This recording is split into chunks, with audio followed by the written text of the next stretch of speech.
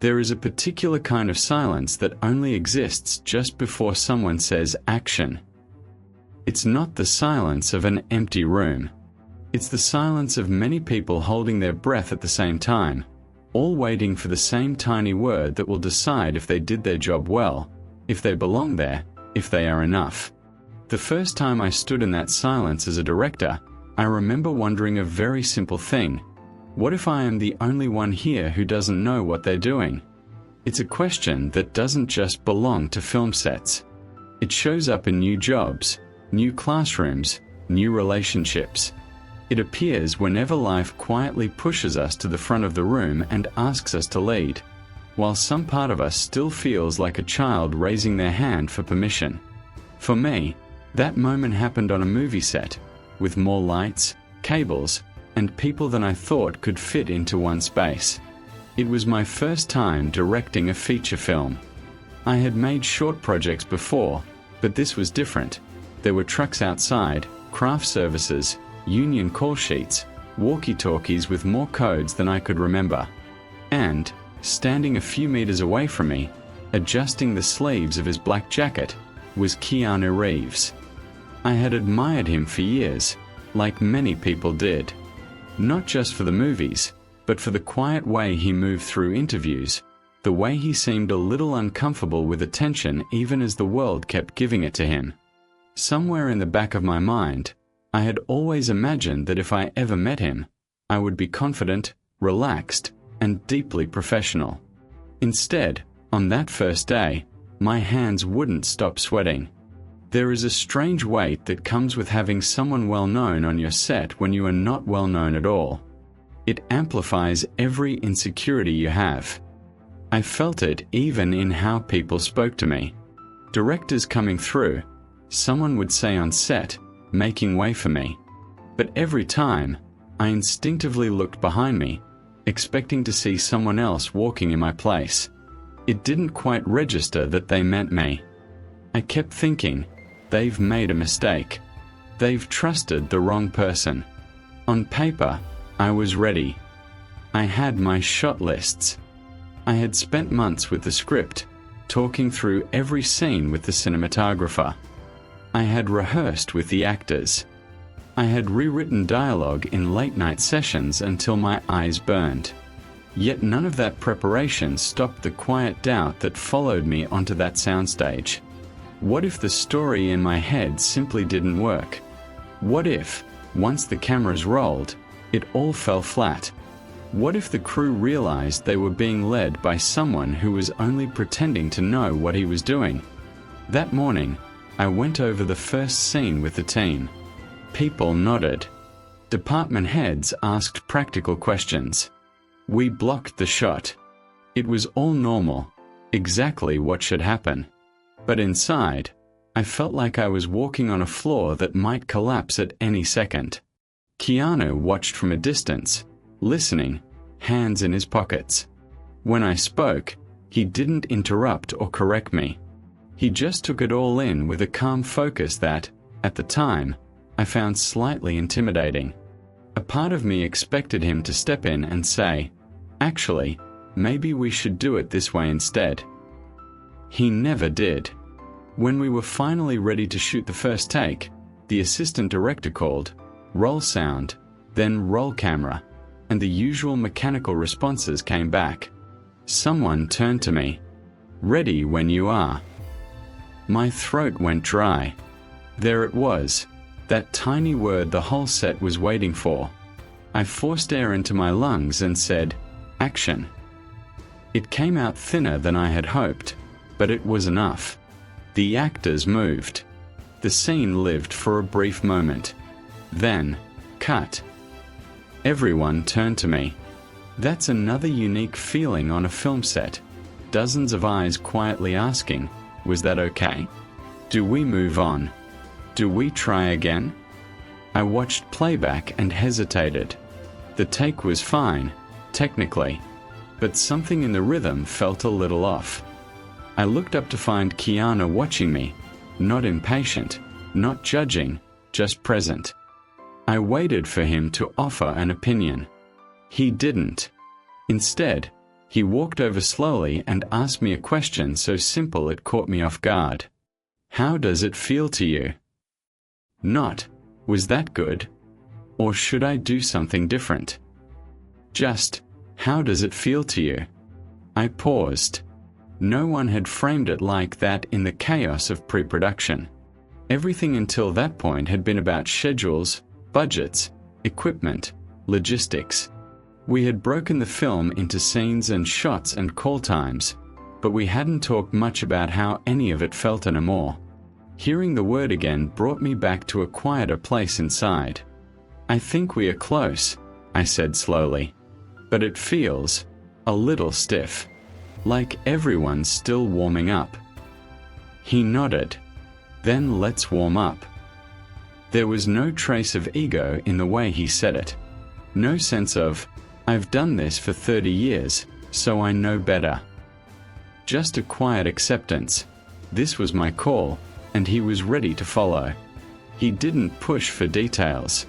He didn't ask me to justify it. He just walked back to his mark and prepared to do it again. We did several more takes. Each time, I tried small adjustments, an extra pause here, a softer line there. I started trusting my own taste, even if I couldn't always explain why something wasn't working yet. When I finally felt the scene land, it was like an internal click that only I could hear. Cut, I said, more confidently this time. That's it. Let's move on. I heard a few relieved sighs around me. The crew began to reset for the next setup. As I stepped away from the monitor, Keanu approached again. He didn't compliment the scene or offer technical advice. Instead, he placed a hand gently on my shoulder and gave me a small, knowing smile. You'll find your rhythm, he said. It just takes a bit of time. Then he walked back to wardrobe to change for the next scene. On the surface, nothing remarkable had happened. He hadn't given a grand speech. He hadn't taken over. The day continued. We shot more scenes, navigated minor technical problems, rushed to make our schedule. Yet something in me had shifted, almost invisibly. It wasn't that his words were particularly profound. You'll find your rhythm is something anyone could say. What mattered was how he said it, and what he didn't do. He didn't rush to fill the silence when I was thinking. He didn't step into the space of my uncertainty and claim it.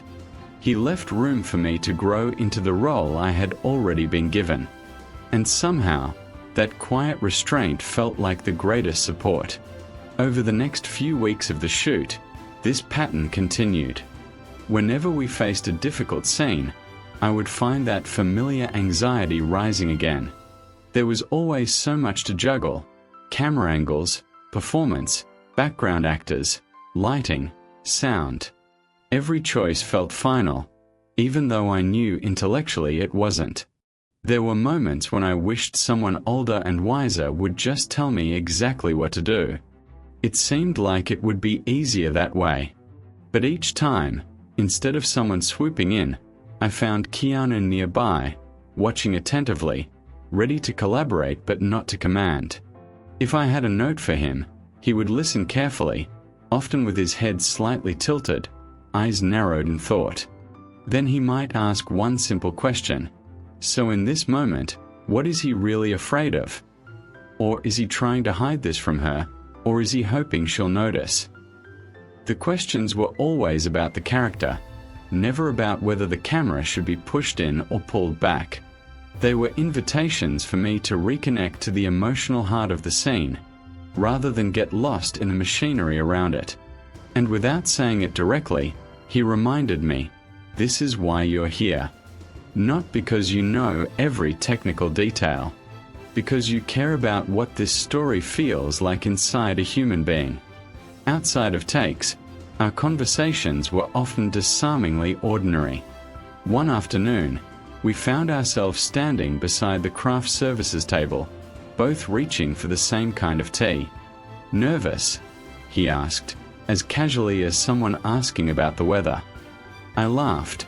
a little embarrassed by how transparent I apparently was. "Is it that obvious?" He shrugged softly. "First films are like first dates. You want everything to be perfect. But you only really learn about yourself when things are a bit awkward." The way he said it made me realize he wasn't speaking as a movie star talking to a beginner. He was speaking as someone who remembered being new at things, who had carried his own share of awkwardness and uncertainty. Later that week, we had a complicated scene with many extras and a long, continuous shot. We were racing daylight. The assistant director kept reminding me how little time we had left. Every delay felt like a personal failure, as if I was wasting everyone's time and money. At one point, after a take went wrong yet again, I stepped aside, out of the path of the crew. People rushed past me, adjusting props, resetting their marks. The noise swelled. For a brief moment, I thought, maybe I can't do this. Maybe I'm not cut out for this kind of pressure. That's when I felt someone quietly step up beside me. I didn't even have to turn my head to know who it was. There was something distinct about the way he occupied space, present but not imposing, as if he deliberately folded his energy inwards so as not to disturb anyone. "How are you holding up?" he asked. I exhaled slowly. "I'm trying. I just don't want to disappoint everyone." He considered this, eyes on the bustling set, not on me. Then he said something that stayed with me long after the film wrapped. "You know," he began, "when you've been on enough sets, you realize that no one really remembers if you made your day perfectly or if you were 5 minutes late on lunch. What they remember is how it felt to be here. If it felt like they were part of something that mattered. That comes from you, more than you think." I frowned. "From me? I feel like I'm barely holding things together." He nodded slightly. "Exactly. And they can see you trying. That's not nothing." There was a pause. Cables were being dragged across the floor. Someone was calling out changes. The chaos continued, indifferent to our quiet conversation. Then he added, almost as an afterthought, "You don't have to be the calmest person on set. You just have to be the one who keeps coming back to the reason you're all here." "The story," I said.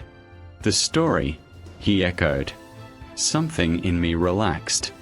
I realized I had been trying to perform the role of director the way I imagined it should look. Unshakable, quick with decisions, endlessly articulate. But maybe leadership, at least the kind that lasted, didn't always look like that. Maybe it looked like returning, again and again, to the simple question, why are we telling this story? From that day on, whenever I felt overwhelmed, I would step aside for a brief moment, not to escape, but to reconnect. I would silently ask myself, what is this scene really about? What matters here? The answer was rarely technical. It was usually something like, he is afraid to be seen as weak, or she wants to say I love you but doesn't know how. Once I found that center again, the practical decisions came more easily. Keanu never made a show of mentoring me. There were no dramatic interventions, no big public gestures. His support was more like a steady background note in a piece of music. You might not notice it at first, but if it disappeared, the whole thing would feel thinner. Sometimes, support is loud. It comes in the form of applause, enthusiastic praise, or grand declarations. Other times, support is barely audible, almost invisible. It looks like someone asking you how you feel about your work, instead of telling you how they feel about it. It looks like someone choosing not to correct you in front of others, even when they could. It looks like a hand on your shoulder at just the right moment, saying, "You'll find your rhythm." On our last day of shooting, the crew gathered for a quick farewell. There were hugs, photos, the usual scramble to pack up equipment even as people tried to linger. I felt a mix of relief and sadness, the strange emptiness that comes when something that has occupied your entire life for weeks suddenly ends. Keanu found me near the monitor, where we had spent so many hours together. For a second, I didn't know what to say. How do you thank someone for something that was mostly unspoken? I was terrified, you know, I told him, half laughing. That first week, I thought I was going to ruin everything. I know, he said simply. You know. I asked, a little surprised. Was it that obvious? He shook his head. Not obvious. Just familiar. Then he shared a story of his own, about one of his early films, when he felt completely out of his depth. He didn't give many details. He didn't need to. What mattered was the recognition. He had stood where I stood, once. He knew the particular loneliness of being responsible for something you're not entirely sure you can do. Someone helped me back then, he said. Mostly by not making a big deal out of it. I just tried to do the same. We didn't talk long. People were waiting for him. Yet in that brief conversation, something clicked for me again. Support, I realized, doesn't always announce itself as support. Often, it just looks like someone quietly refusing to confirm your worst fears about yourself. He could have easily joined the part of my mind that said, "You're too inexperienced. You're not ready. You're going to fail in front of everyone." Instead, he aligned himself with a gentler voice, the one that said, "You're learning. It's okay to take a moment. You're allowed to grow into this." After the film was done, life moved on. The movie came out. Some people liked it, some didn't. Reviews mentioned the performances, the visuals, the pacing. No one wrote a review about my inner journey as a first-time director, of course. They never do. That part belongs to a quieter, more private world. But when I think back on that time now, what stays with me most is not any particular scene or shot. It's that growing sense that I didn't have to erase my uncertainty in order to lead. I just had to learn how to stand with it, to let it soften into curiosity instead of hardening into fear. There is a temptation, especially when we are new at something, to believe that confidence must come before action. We wait until we feel ready, until the doubt is gone. Yet most of the meaningful things we do in life, starting a job, raising a child, moving to a new place, loving someone deeply, begin long before we feel ready. Confidence, it seems, is often not a prerequisite but a result. What made a difference on that film set was not that someone solved my insecurity for me. It was that, in the